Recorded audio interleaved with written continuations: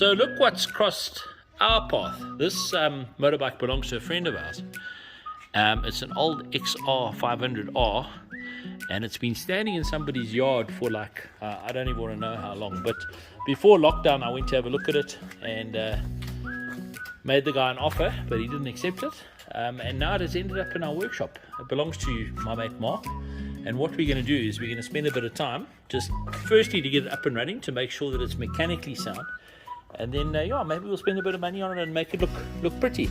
I don't know what a motorbike like this is worth, but I think the idea of this video will be just to show you guys what to do with an old thumper that's been left standing for a long time. According to the previous owner, it was in good running order, but as with anything, it's stood in the sun and it's perished, but it's altogether not in terrible condition. We'll quietly build it over time and we'll see what comes of it. Right, so there's lots of bench racing going on here. Hello, sir. Hey, Glenn. How you doing in sunny Joburg? Oh, it's not raining. You might recognize this man. He does all the photographs for the national racing. So yeah, there we go. This is the owner of the bike, Mark. And have you learnt anything yet, sir? Yes. Okay, good. Yeah, don't let Glenn do it. So what we've done, guys, we've stripped off the plastics and things so far. Very simple. It's a good way, you can tell if it's too brittle or whatever. It's been sitting in the sunshine. Little bit of damage there that we might pick up, but authentic stickers. What did I see here? Look at this. Yeah, you can see it's been around the block a few times. The biggest thing to look for here is we look down in the fuel tank, and the nice thing is it's not rusty. There's actually a little bit of fuel still sloshing around in there. So we're going to take that off and then we start working through. The first job was obviously take the battery out. It's pretty cooked. It's been standing for a long time. Next job will be we pull the carburetor off. Right, so we've loosened the airbox, so you've got a little bit of room to move backwards and forwards. It's all in pretty good nick. It's not too brittle, which is good. And then we're going to remove the carburetor. In there you can see it. We've loosened all the clamps and things, and we're just going to pull the carburetor back off. We just got to see if there's space to get the thing out of here. Right, so what we did was we loosened the airbox. We took out the two-way oil reservoir, which is this one here. As you know, when you've got some pressure, it blows pressure back into the airbox, and this basically catches any excess oil that might come through. And we've removed the carburetor. I'm not going to take it off completely. No. The cables are still in good condition. We're going to open it up and see what's going on inside there. A little tip, Dirt and Trail magazine, we give away these little mugs on every ride, and they double up as bolt collectors. And a funnel. So what we've done, and a tractor, yeah, I'll tell you about that. So what we've done, we've opened up the bottom of the carburetor. General inspection is that it all looks pretty good, but you can't see until you open it up.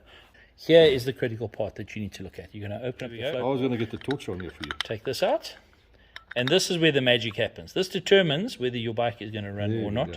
That long jobby there is a pre-fuel pumper. It gives a little squirt of fuel into the thing. And just looking into there, you can see the muck. You can see that this has been standing for a very long time. So what I'm going to do now, I'm going to strip this whole carburetor down. We're going to clean it. We'll show you what that's all about. Look inside there. There's your float and your jet. It's a very basic carb. It doesn't look too bad. But petrol that stands for a long time starts coming up over time. That's all. We've got to clean that. Yeah, guys, what you got to do, you got to go to the kitchen when the missus isn't looking. Find yourself a nice Tupperware bowl like this. And put all ice cream. We tried, we didn't have one. Put all your components for the carburetor in there. I'll show you how it's all done.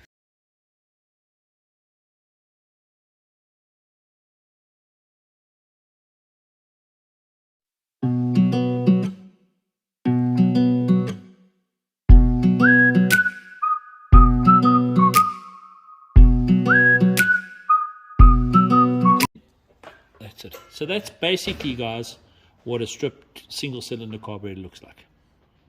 Okay. 3 basic components you need to check that are clear. This is your idle jet, and you'll see it, don't know why they call it a jet, but it's got a little hole right through the middle. You want to check that the hole in there is clear. This is your main jet with a venturi pipe. You want to check that that's all clear, and obviously with the fuel being the way it was, that's pretty gummed up. And then this, of course, is your air screw. That little modulates how much air is in and out of the thing. You want to make sure it's all clear and working properly. So the easiest way to make sure that your jets are clear, you get something. This is a product by F61. It's brake and parts cleaner. You just take it in there. That's your main jet right on top, and you spray it through. Make sure everything's clear. And most of the chemicals have a muti in there that dissolves any junk. You make sure it's all running clear and it's nice and done. While you do that, it's a good idea to spray some of the gunk into the float bowl And then while you're working, it'll dissolve any excess stuff that's in there. We'll just keep this upright, and then we'll clean that out nicely. But let's move on to the pilot jet. Okay, push ball. Pilot.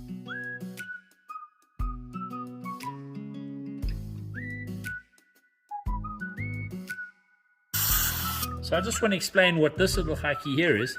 That's the float. So that plastic jobby, there's the float. Underneath that is a needle. I'll show you what that does. Your petrol actually comes in from your fuel tank into that pipe. It runs into there. The float actuates the height of this. You'll see it's got a little rubber tip on it. And that's what allows the fuel in and out of the carburetor. Well, into the carburetor, and then when you start the engine, it's sucked into the motor. But this little jobby often gives trouble. And you have to be a little bit careful, because on the old bikes like this, your float level is not adjustable. So you hope like hell that this is okay. And the best way to do that is just by inspecting the tip and making sure that it's all nice and clean. And the second critical part is to make sure that where the needle sits is absolutely spotless. This is your air intake, and you're spraying into the nozzles there. Those nozzles invariably come out here. So you want to make sure those are all clear. If you see fluid running out of the carburetor into the bag, you know you're in the money seat. It's all clear. So here's a tip. You can see all the gunk. Can you see that inside there clearly, Carl? Lots of muck, difficult to get to. The spray isn't dislodging it. Here's a little trick. Go and get your wife's toothbrush. Don't tell her, but this is great for getting into all those little bits and pieces.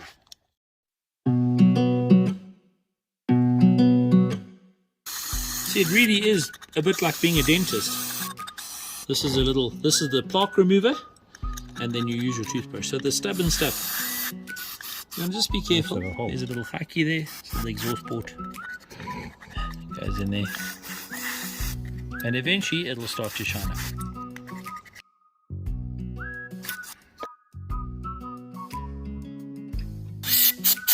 This is just a multi-lube from a local company called PowerSol, and it's always nice just to finish things off and clean it up with something like this.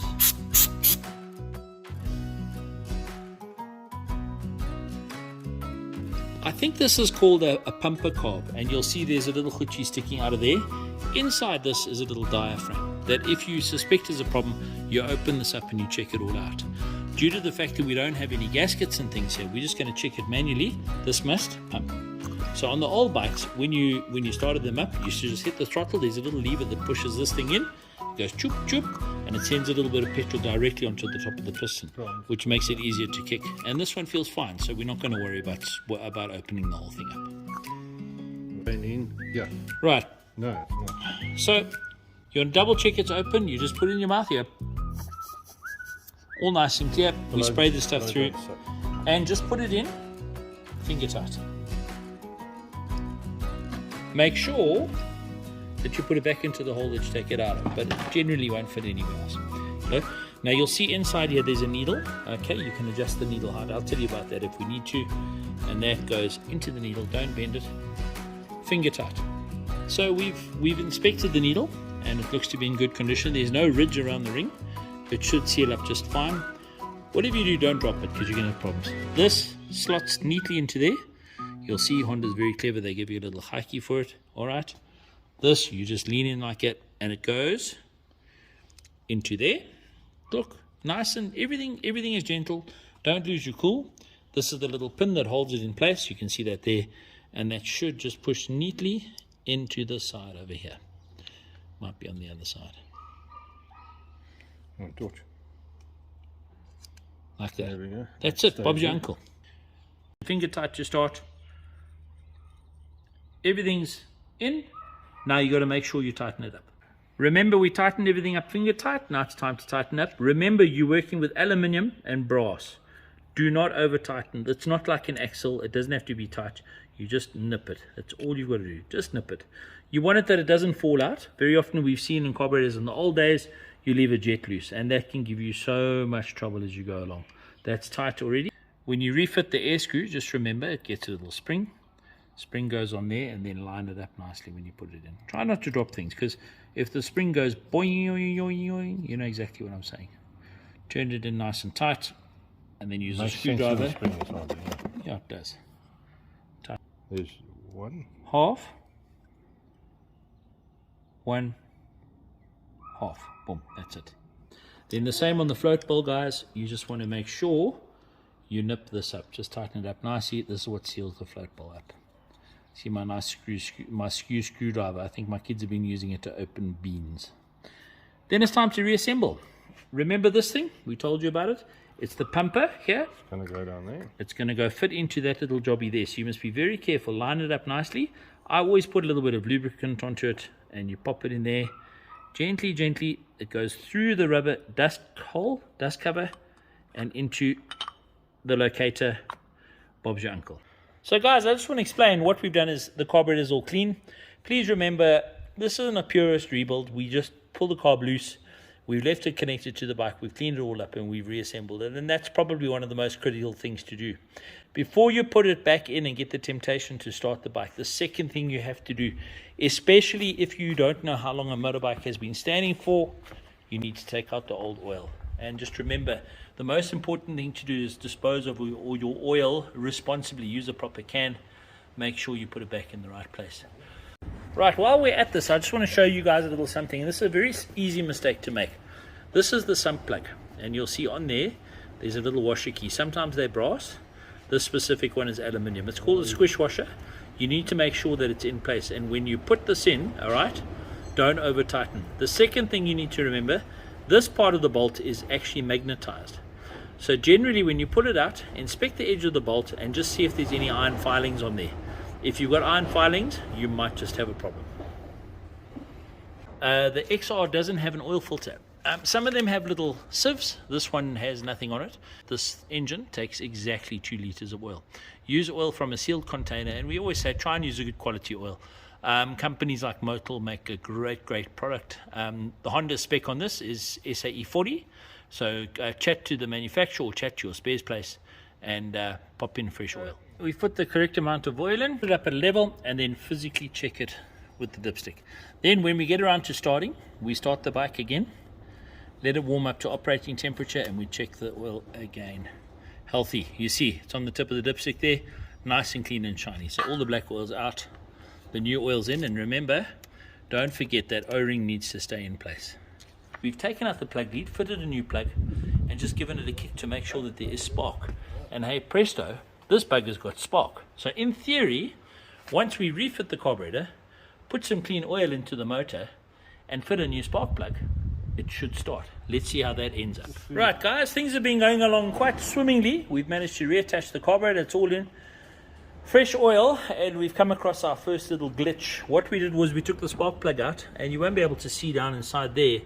What we have noticed is that whoever owned this bike previously forced a spark plug in. So the thread, where is this thing? The thread looks very second-hand. So we're hoping that by just trying to clean it up a little bit with a lappy and a screwdriver, where the heck am I looking? Oh, there it is there.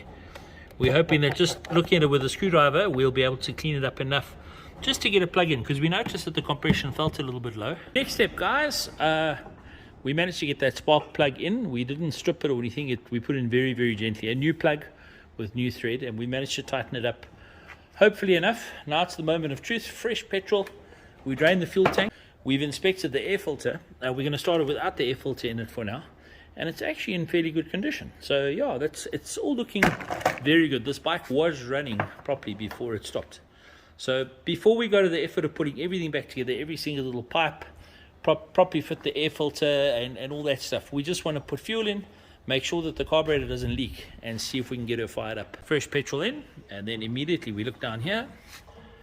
If there's any fluid leaking from the carburetor, it means you've done something wrong, or that the float level and the needle needs to be replaced. No fuel running off, nothing at all. We've got it on. Tap's open, eh? It's open.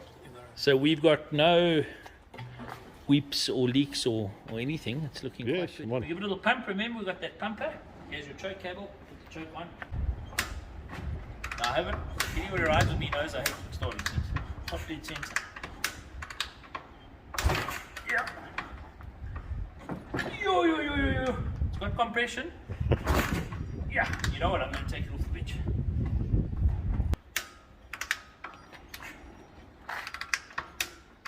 Got to try and get it to top dead center. Yeah. Slightly past. Yeah. It's got life.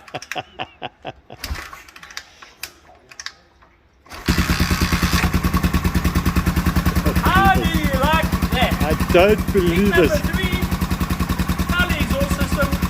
This bike has been standing 2-3 years. 4 years, 3 years. Yeah. Quick start. Now it's time to put it all back together. Tomorrow. Well done, sir. Listen to that, guys.